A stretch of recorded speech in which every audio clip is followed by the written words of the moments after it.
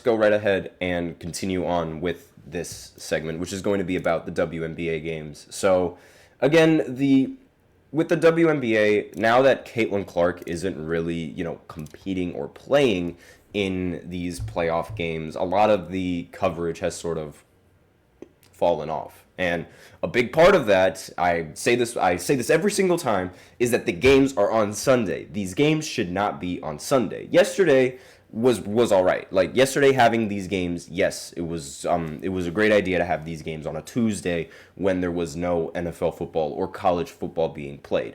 And even still there was barely anybody that was covering all this because of the lack of Caitlin Clark. Despite that, however, this league is full of fantastic players, and it actually has a what's shaping up to be a rather competitive series between the Lynx and the Connecticut Sun. So I'll go ahead and I'll cover that game first, since right now this is the only series where there was actually an upset going into the in this series. It's the first series in the entire WNBA postseason where there was actually an upset. That happened in game 1, but in game 2, the Lynx, which are the higher seed, they're the second seed, and Connecticut is the third seed.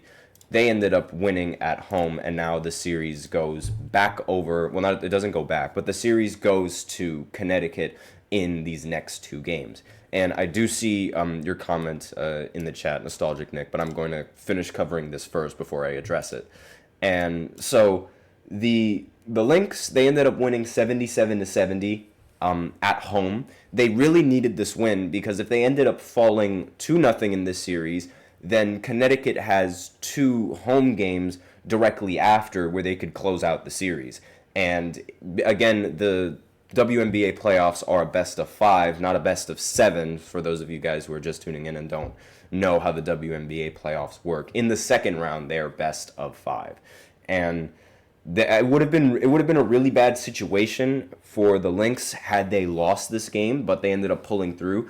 It was a very huge upset that the Connecticut Suns ended up winning at home. Again, that hasn't happened yet in this postseason. And the Lynx, like on paper, if you look at the box scores, it didn't really seem like they had that good of a game.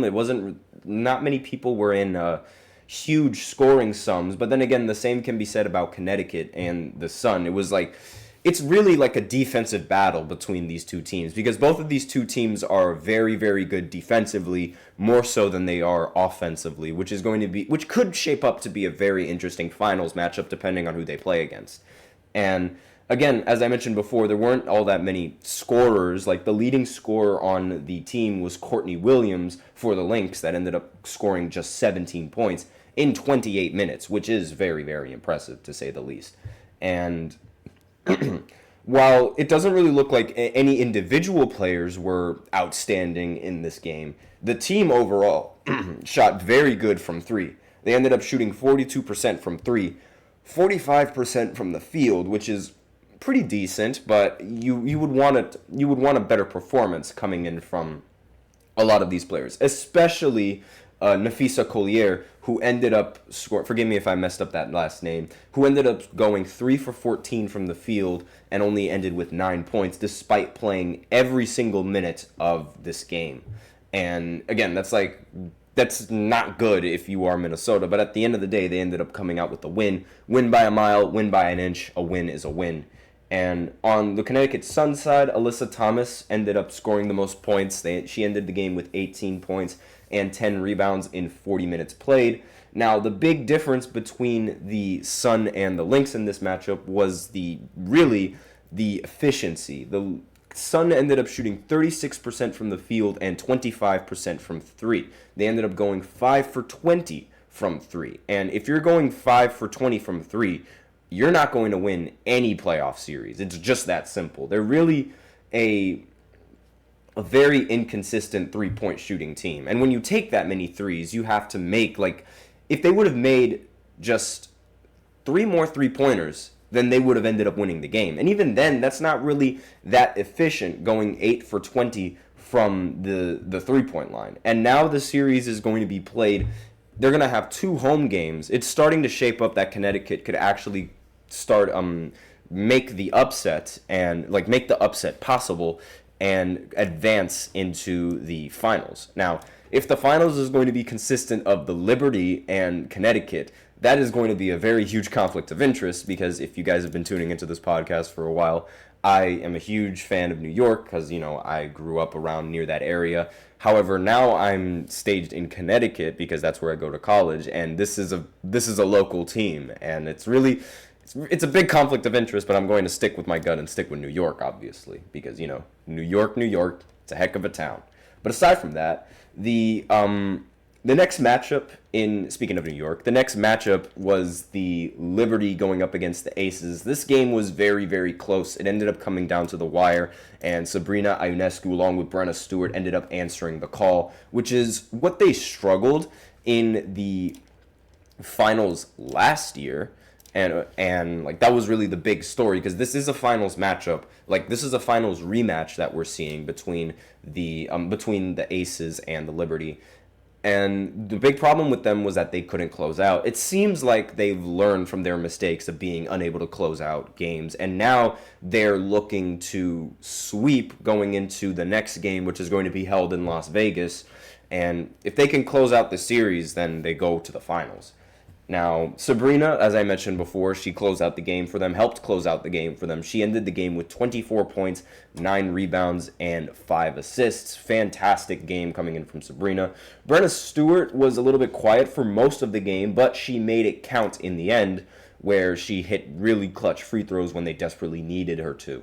And she ended the game with 15 points, 8 assists, and 7 rebounds, along with 5 for 15 from the field. Again, wasn't that efficient overall, but towards the end of the game is where it really mattered, and that's where she stepped up.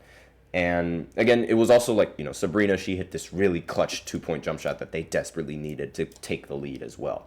Now, the Aces, obviously A'ja Wilson, the best player in the WNBA, ended the game with 24 points, 7 rebounds, and Kelsey Plum, however you pronounce her name, forgive me if I botched it, was abysmal tonight. Last night ended up going 2 for 9 from the field and only ended with 6 points. You're not going to win the game when Kelsey's not playing that well. That's your second option, and you kind of need her to sort of step up her game if you expect to sort of make this series competitive again.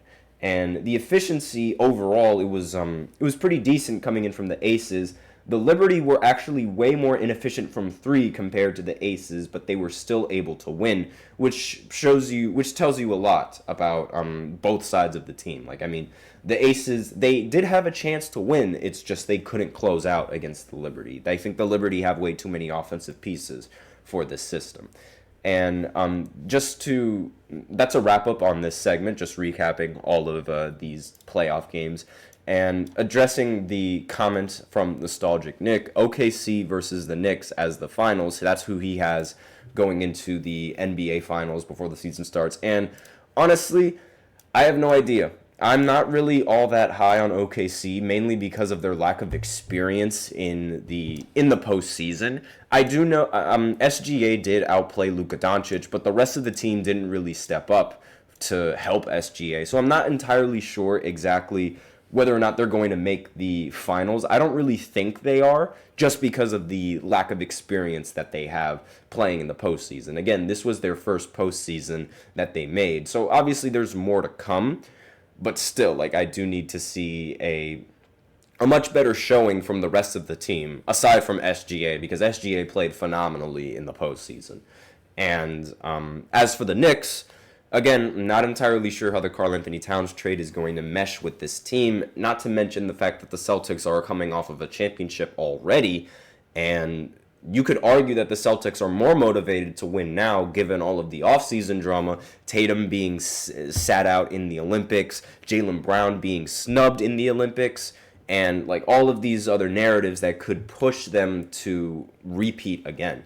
It's a possibility. I'm not entirely sure. I don't think it's entirely set in stone, but we'll see as the season progresses. So we'll move on to the third segment after this short break, where I talk about LeBron James and his expectations for going into next season, because he did address some of them. So I'll be right back after this short break, so be sure to stay tuned. Looking for your daily fix of sports talk without having to pay for it? GSMC Sports Network is available on YouTube. Just search GSMC Sports Network. Get your fix of daily sports talk shows on YouTube, absolutely free. NFL, college football, NBA, MLB, MMA, UFC, fantasy football, and so much more. GSMC Sports Network has shows running all day long, with new sports shows starting every 2 hours. Just like on your favorite cable sports channel, except GSMC Sports Network is absolutely free. Just search GSMC Sports Network on YouTube to catch one of your new favorite shows, like the GSMC College Football Podcast, Chip Shot Football Podcast, Hoops and Heels Women's Sports Podcast, GSMC Basketball Podcast, and so many more. Check it out for yourself. GSMC Sports Network, now available on YouTube absolutely free. Search GSMC Sports Network on YouTube right now.